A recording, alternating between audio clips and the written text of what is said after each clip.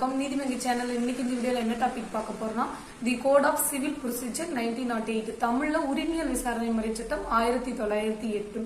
இதுல கட்டளை 13 விதி 9 தான் பார்க்க போறோம். ஆர்டர் 30 ரூல் 9 என்ன சொல்லுதுன்னு பாத்தீங்கன்னா ரிட்டன் ஆஃப் அட்மிட்டட் டாக்குமெண்ட்ஸ், அதாவது தமிழ்ல ஏற்றுக்கொள்ளப்பட்ட ஆவணங்களை திரும்ப பெறுதல் அப்படின்னு சொல்லுது. எதுக்காக இந்த ஆர்டர் 13 ரூல் 9 வந்து நீதிமன்றத்துல பயன்படுத்துறதுன்னு பாத்தீங்கன்னா இதை வந்துட்டு நம்ம ஏஆர்டி அப்படின்னு சொல்லுவோம். ஓகேங்களா? எதுக்காக இது பயன்படுத்துறதுன்னா நீதிமன்றத்துல ஒரு உரிமை வழக்கு தொடுக்கப்படுது.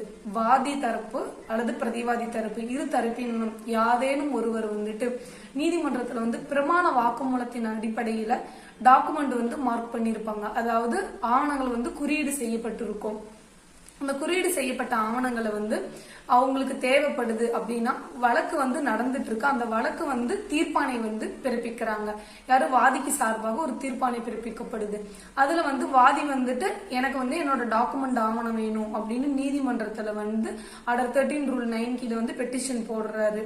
அப்போ அந்த பெட்டிஷன் அவர் போடுறதுக்கு முன்னால என்ன பண்ணா அது பிரதிவாதி வந்து அவங்க வந்துட்டு அதுல அப்ஜெக்ஷன் தெரிவிக்கலாம் அல்லது தெரிவிக்காமலும் இருக்கலாம். என்ன மாதிரியான அப்ஜெக்ஷன் வந்து தெரிவிக்கலாம்னு பாத்தீங்கன்னா இப்போ வந்துட்டு பிரதிவாதி வந்துட்டு அந்த வழக்கின் அவருக்கு எதிராக வந்து ஒரு தீர்ப்பாணை பிறப்பிக்கப்பட்டிருக்கு. பிரதிவாதி வந்து அப்பீல் போயிருப்பாரு, அதாவது மேல்முறையீடு போயிருப்பாங்க.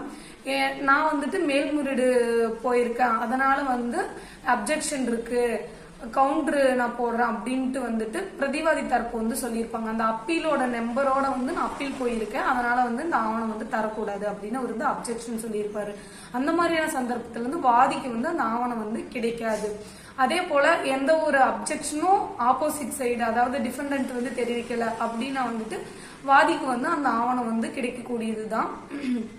எதுக்காக வந்துட்டு நீதிமன்றத்துல வந்து இத வந்து நம்ம எந்தெந்த மாதிரியான சூழ்நிலையில கேட்கலாம் அப்படின்னு பாத்தீங்கன்னா வழக்கு நடந்துட்டு இருக்கு, வழக்கு வந்து முடிகிற, அதாவது டிகிரி பிறப்பித்த பின்பு இப்படி கேட்கலாம். அதே போல வழக்கு நடந்து கொண்டிருக்கும் பொழுதும் கேட்கலாம்.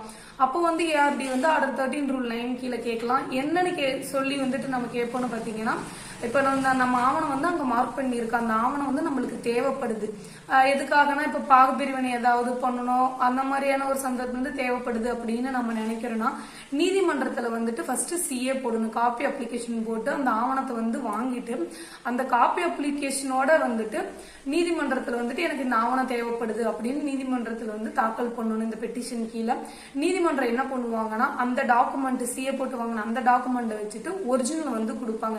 இது வந்து ஐஏல போயிடும். அதாவது வழக்கு நடந்து கொண்டிருக்க சமயத்துல வாதி ஆகட்டும் அது பிரதிவாதி தரப்பாகட்டும் அவங்களுக்கு ஆவணம் தேவைப்படுதுன்னா இந்த மாதிரியான சூழ்நிலை வந்து வாங்கி கொள்ளலாம்.